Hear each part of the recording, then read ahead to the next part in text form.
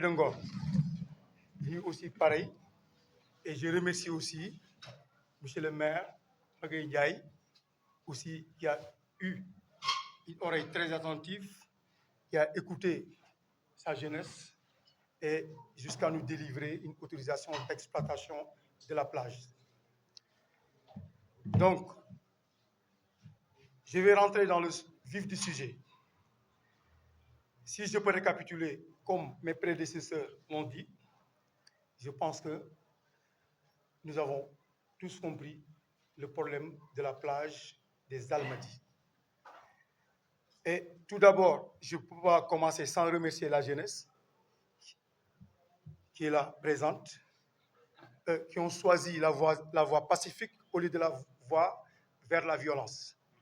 Parce que d'habitude, quand on parle des problèmes de ce genre au niveau de Ngor, les gens automatiquement, ils pensent que c'est la violence, ou bien voilà. Donc, ils ont su déjouer un plan qu'ils voulaient nous faire jouer au niveau des Almadies.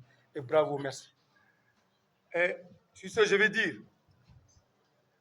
la plage de Tchousba, Tchousba, ça veut dire en lébou, c'est comme ça que nous l'appelons. Donc, pour ne pas dire la plage Club Med, parce que Club Med n'existe plus. Depuis un certain temps, 2 mois, voire 3 mois, la jeunesse ngoroise avait commencé à exploiter cette plage d'une manière sereine et responsable, avec l'aval des autorités coutumières comme administratives.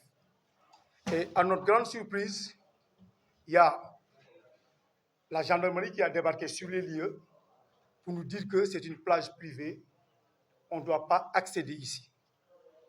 Et je dis, on remercie le bon Dieu parce que ça pouvait être le pire, mais toujours avec la sérénité de la jeunesse, avec leur sens de responsabilité, comme je disais tout à l'heure, ils ont su déjouer ce jeu.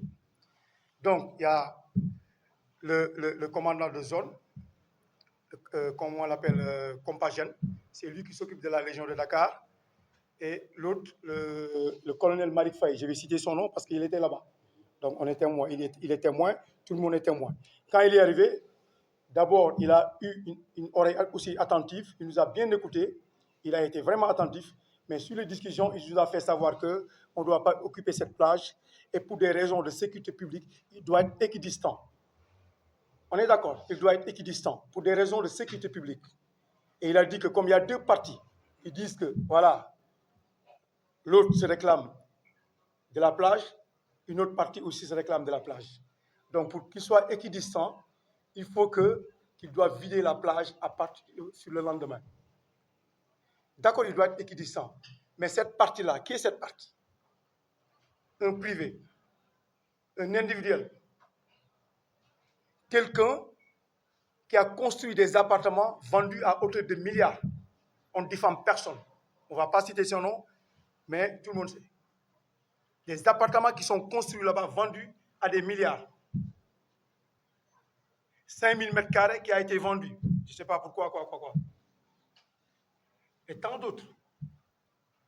Donc, c'est ce monsieur-là qu'on prive pour toute une communauté de 26 000 âmes. On est dans quel pays? Et là, nous interpellons l'opinion publique et nationale, son Excellence le Président Bassirou Diomaye Diakhar Faye et monsieur le Premier ministre Ousmane Sonko, avec le système Jubal Jubanti, je pense que ces genres de pratiques doivent être éradiqués. Et comment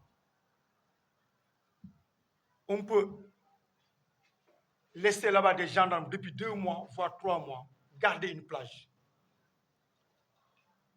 et qu'on interdit l'accès à des Sénégalais? La loi sur le domaine public maritime est très claire. La loi 76-66 dit le domaine public maritime est indescriptible, insaisissable et inaliénable. Ça veut tout dire. Aucune personne ne peut réclamer le domaine public. Ça veut dire indescriptible. Ne peut présenter aucun papier écrit pour dire qu'il réclame le domaine public maritime. Insaisissable, personne ne peut le prendre. Tu ne peux pas convoyer un huissier pour aller prendre bien sortir qui que ce soit. Inaliénable, personne ne peut réclamer pour ce produit. Et cette loi 66 n'a jamais été abrogée. Et même si cette loi a été abrogée, le Code des collectivités locales a donné le pouvoir aux maires pour donner cet espace avec une autorisation d'occuper, précaire et révocable. Et si le maire prend ses responsabilités et donne une autorisation à des jeunes qui sont là pour travailler, et on essaie de dire que ces jeunes-là, on va les bloquer, ils ne vont pas rentrer. Donc, il essaie de nous inviter sur un terrain glissant. Mais nous, on ne va pas rentrer dans ces détails. On est responsable, on a des conseils et la bataille continue. Donc, nous interpellons les autorités que cette place, on est culturellement lié à cette place-là. Annuellement, on fait là-bas des rites mystiques, culturels, donc ils ne peuvent pas nous empêcher d'accéder là-bas.